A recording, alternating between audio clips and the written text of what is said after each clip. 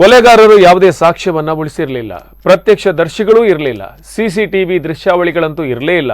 ಆದರೂ ಕೊಲೆಗಾರರನ್ನ ಹೆಡೆಮರಿ ಕಟ್ಟುವಲ್ಲಿ ಪೊಲೀಸರು ಯಶಸ್ವಿಯಾಗಿದ್ದಾರೆ. ತೀವ್ರ ಕುತೂಹಲಕ್ಕೆ ಕಾರಣವಾಗಿದ್ದಂತಹ ಬ್ರಹ್ಮ ಅವರ ವಿಶಾಲಗಾಣಿಗ ಕೊಲೆ ಪ್ರಕರಣ ಒಂದು ಹಂತವನ್ನು ತಲುಪಿದೆ. ಈಗಾಗಲೇ ಸುಪಾರಿ ಕಿಲ್ಲರ್ ಒಬ್ಬನು ಪೊಲೀಸ್ ವಶದಲ್ಲಿದ್ದಾನೆ. ಇನ್ನೊಬ್ಬ ಸುಪಾರಿ ಕಿಲ್ಲರ್ಗಾಗಿ ತೀವ್ರ ಹುಡುಕಾಟ ನಡೀತಾ ಇದೆ.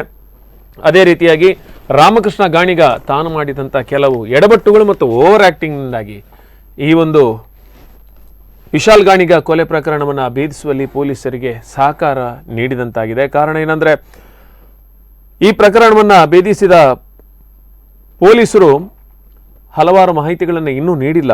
ಆದರೆ ಮೂಲಗಳ ಪ್ರಕಾರ ರಾಮಕೃಷ್ಣ ಹಂತಕರ ಜೊತೆ ಹೆಚ್ಚು ಬಾರಿ ಇಂಟರ್ನೆಟ್ ಕಾಲ್ಗಳಲ್ಲಿ ವ್ಯವಹರಿಸಿದ್ದ, ಯಾವುದೂ ಸಾಕ್ಷಿ ದೊರೆಯದಂತೆ ಎಚ್ಚರ ವಹಿಸಿದ್ದ. ಆದರೆ ಆತ ಊರಿಗೆ ಬಂದಾಗ ಬಳಸಿದ್ದ ಫೋನೊಂದನ್ನು ಫ್ಲ್ಯಾಟಲ್ಲಿ ಬಿಟ್ಟು ಹೋಗಿದ್ದ. ತನಿಖೆ ಸಂದರ್ಭ ಅದು ಪೊಲೀಸರಿಗೆ ಸಿಕ್ಕಿದ್ದು, ಹಂತಕರಿಗೆ ಕರೆ ಮಾಡಿದ ನಂಬರ್ ಕೂಡ ಸಿಕ್ಕಿತ್ತು.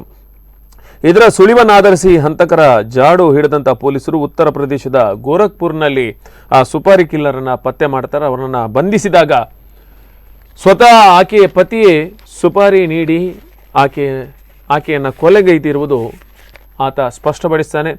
ಮತ್ತು ಪೊಲೀಸರು ಸಾಕಷ್ಟು ವಿಚಾರಣೆಯನ್ನು ನಡೆಸ್ತಾರೆ. ಜೊತೆಗೆ ರಾಮಕೃಷ್ಣ ಕೇವಲ ತನಗೆ ಮತ್ತು ತನ್ನ ಪತ್ನಿಗೆ ಸಂಬಂಧ ಚೆನ್ನಾಗಿರಲಿಲ್ಲ, ಈ ಕಾರಣದಿಂದ ಈ ಒಂದು ಕೊಲೆ ಮಾಡಿಸಿದ್ದೇನೆ ಅಂತ ಅನ್ನುವ ಮಾತನ್ನು ಹೇಳಿದ್ದಾನೆ. ಆದರೆ ನಿಖರವಾದ ಕಾರಣಗಳು ಇನ್ನಷ್ಟೇ ತಿಳಿದು ಬರಬೇಕಾಗಿದೆ.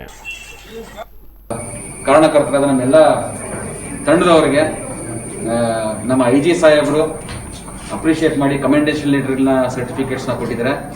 ಅದೇ ರೀತಿ ನಮ್ಮ city mayor, DSP, additional SP, everybody have done exceptionally great work.